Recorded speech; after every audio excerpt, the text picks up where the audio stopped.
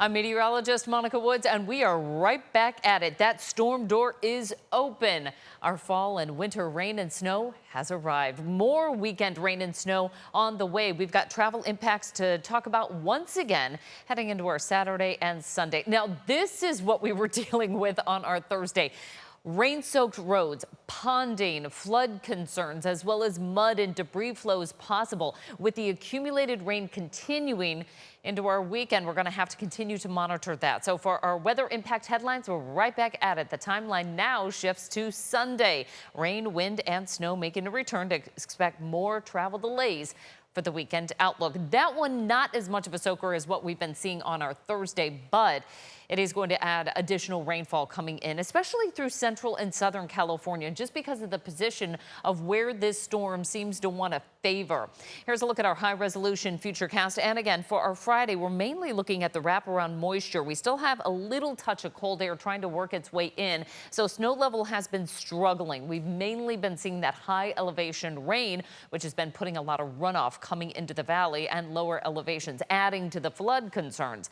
As we turn our attention to that weekend storm, we are going to start to get a little bit colder, but again, struggling for our Saturday to really bring that robust snowpack going on.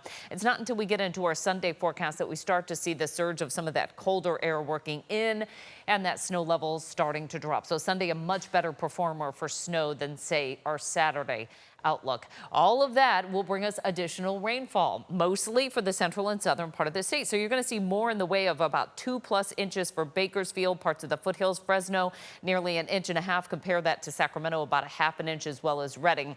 Again, this is going to favor areas south of I-80. Our Friday temperatures, at least we're starting to see some drying take shape during the afternoon. Highs are going to be close to 50 for the high country. As we move into the foothills, highs are going to be in the low to mid 50s. This is much cooler than where we started off for the work week. As we move our way southward, Yosemite up to 50 degrees should be able to get some really nice snow at the highest elevations above 9,000 feet. So that at least starts to get a little bit of that snowpack going.